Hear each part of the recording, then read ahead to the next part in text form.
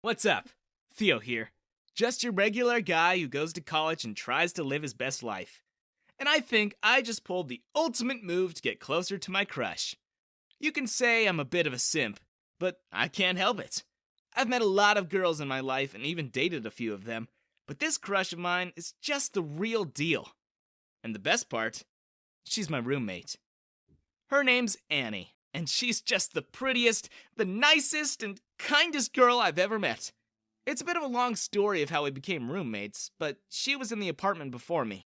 I got into university pretty late, and when I was looking for dorms to rent and stay at, all of them were either gross, full, or too far away from the university.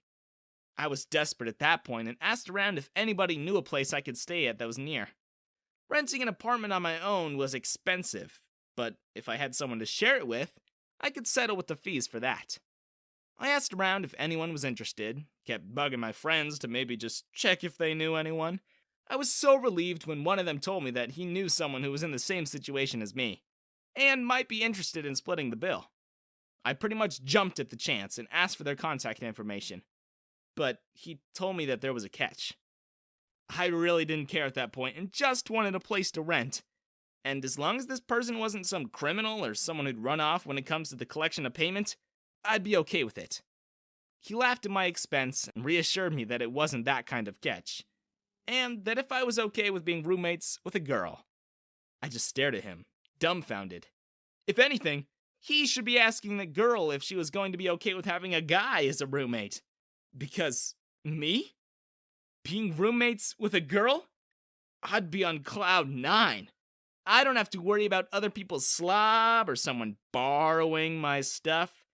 So, I told him this, and he explained that he'd get back to me after talking to her. It had been a few days after that, and I was worried that she backed out. But it was fine because I understood her concern if she had one. Just as I had begun to lose faith in finding a roommate, my friend had called me up and asked if I was down to meet up with her, to get acquainted and see if she wanted to push through with renting an apartment with me. I immediately said yes, of course, and that I was available anytime and was willing to meet up anywhere. We saw each other the same week, and I tried to be on my best behavior while also trying to be my authentic self. It was like applying for a job. But, again, I was really desperate to land a roommate, and she was by far the best option I'll ever have. The first time I met Annie, I thought I was getting trolled. I thought my friend was playing a prank on me because no way someone like her would want to be roommates with a guy or have no girlfriends who were willing to live with her. But when she asked for my name, I couldn't help but just forget all my doubts. She was breathtakingly beautiful. Someone that'll make you look twice if you saw her walking down the street.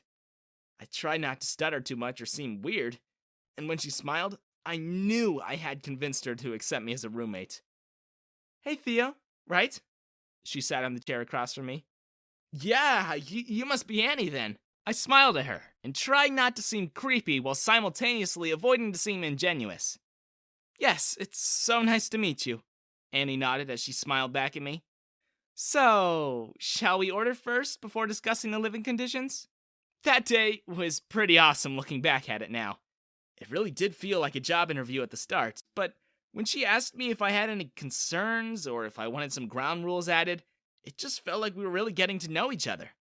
After the serious stuff had mellowed down, we bonded over things like college and how much of a hassle it was to enroll in a university far from our hometowns, and all of that other stuff.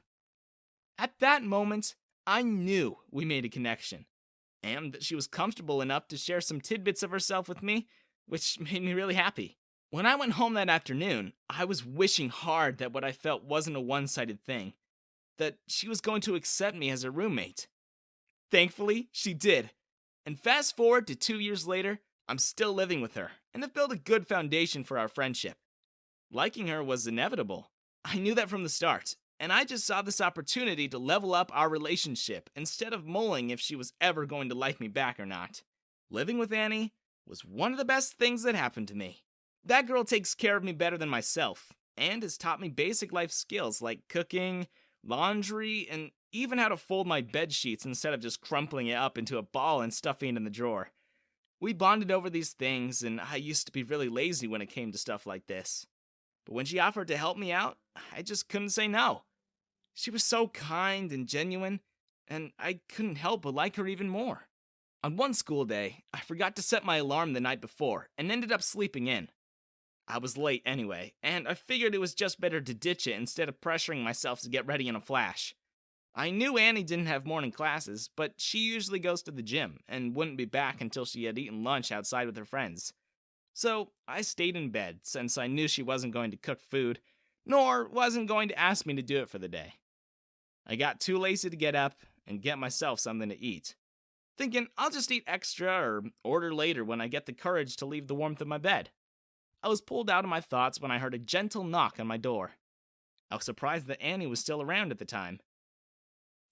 "Come in," I called out, still in bed. I heard the doorknob jiggle before my door was slightly pushed open and revealed Annie with a tray of breakfast in her hands. I furrowed my eyebrows as she walked in like it was the most normal thing in the world. Annie? What's this?" I asked, slowly sitting up from my bed.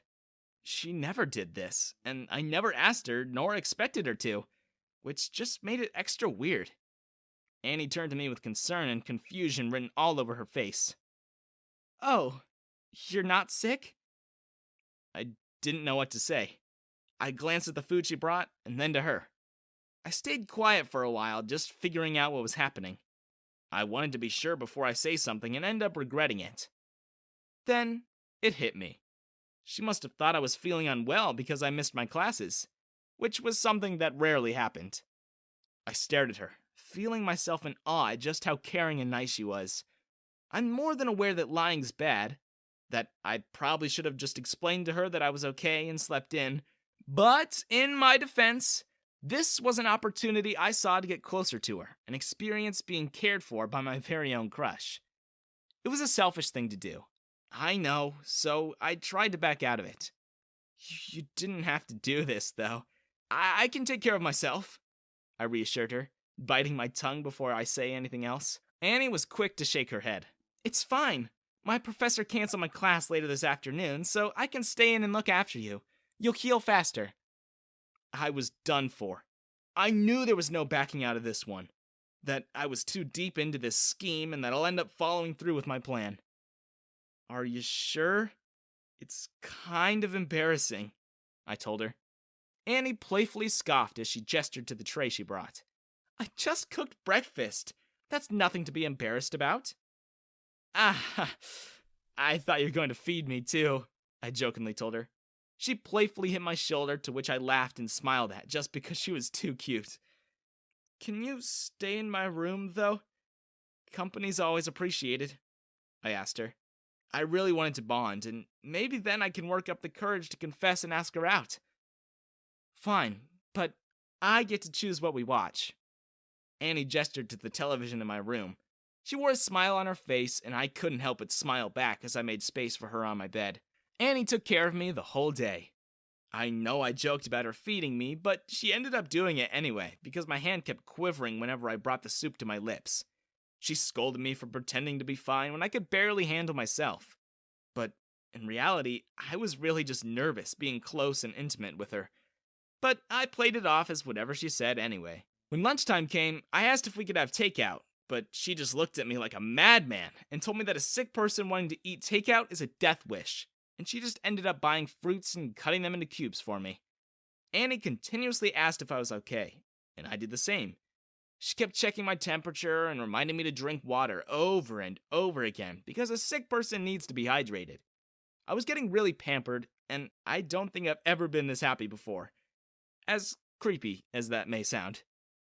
In the midst of watching movies, she opened up about her life a little more. How stressed she was with school, and I reminded her to take it easy, or she'll end up like me. Bedridden and a burden to her. But you'll never be a burden to me, though, I clarified.